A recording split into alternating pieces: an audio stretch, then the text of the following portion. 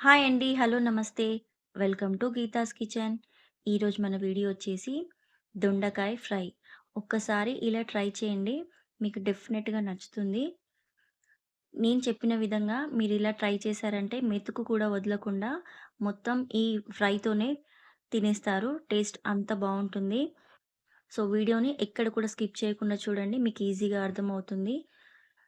First of all stove మీద ఒక pan పెట్టేసి అందులో 2 స్పూన్ల దాకా నువ్వులు వేసుకోవాలి.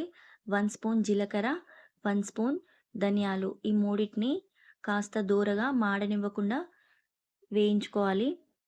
ఇవి కాస్త చిటపటలాడిన తర్వాత వీటిని ఒక ప్లేట్‌లో షిఫ్ట్ చేసుకోవాలి. ఇప్పుడు ఇదే పాన్‌లో 2 స్పూన్ల దాకా ఆయిల్ వేసుకోవాలి. ఆయిల్ కాస్త హీట్ అయిన తర్వాత ఇందులో పోపు దినుసులు వేసుకోవాలి. ఫస్ట్ జీలకర్ర, ఆవాలు, శనగపప్పు, మినపప్పు వీటన్నిటిని కాస్త మాడనివ్వకుండా దోరగా వేయించుకోవాలి. తర్వాత 2 ఎండుమిరపకాయలు, 5, 6 పచ్చిమిర్చి వీటన్నిటిని వేసేసి కాస్త వేయించుకోవాలి. జస్ట్ ఒక 2 మినిట్స్ వేయించుకుంటే సరిపోతుంది. ఇప్పుడు సన్నగా కట్ చేసి పెట్టుకున్న దొండకాయ ముక్కల్ని ఇందులో వేసేసుకోవాలి. ఇలా సన్నగా పొడుగా కట్ చేసుకోవాలి. వీటిని బాగా వేయించుకోవాలి. ఈ దొండకాయల క్వాంటిటీ వచ్చేసి పావు కేజీ. మీరు ఇలా దొండకాయల్ని ఇలా కట్ చేసుకొని మీరెంత సన్నగా కట్ చేసుకుంటే అంత త్వరగా వేపుడనేది రెడీ అవుతుంది. సో, ఇదిలా ఒకసారి కలిపేసుకొని తర్వాత ఇందులో కాస్త రుచికి సరిపడా సాల్ట్ వేసుకోవాలి. హాఫ్ స్పూన్ దాకా పసుపు వేసుకోవాలి. వీటిని వేసేసి ఒకసారి కలిపేసుకొని దీనిపైన మూత పెట్టేసి ఒక 5 మినిట్స్ పాటు మెత్తగా ఉడికించుకోవాలి. మధ్య మధ్యలో ఓసారి కలుపుతూ ఉండాలి. మంటను కాస్త మీడియం ఫ్లేమ్‌లో పెట్టేసి ఉడికించుకోవాలి. ఇది ఉడికేలోపు మీరు ఒక మిక్సీ జార్ తీసుకొని ఇందాక మనం వేయించి పెట్టుకున్న నువ్వులు, ధనియాలు, జీలకర్ర వీటిని మెత్తగా పౌడర్ చేసుకోవాలి. తర్వాత 10-15 వరకు వెల్లుల్లి రెబ్బలు, అలాగే 1 ½ స్పూన్ దాకా కారం వేసుకొని మెత్తగా ఇలా మిక్సీ పట్టేసేయాలి. తర్వాత ఇప్పుడు దొండకాయలని చెక్ చేద్దాం. చూడండి ఇక్కడ ఎంత బాగా మెత్తగా ఉడికిందో.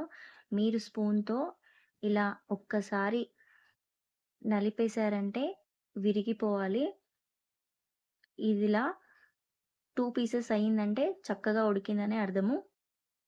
ఇదిలా ఉడికిన తర్వాత నెక్స్ట్ ఇప్పుడు ఈ పౌడర్‌ని ఇందులో వేసేసేయాలి. ఇందులో వేసేసి జస్ట్ ఒకసారి కలిపేసి ఒక 2 మినిట్స్ పాటు మూత పెట్టేసేయాలి. ఇదిలా పెట్టడం వల్ల మీకు ఈ మసాలా అనేది ఆ దొండకాయలకు బాగా పట్టేసుకుంటుంది.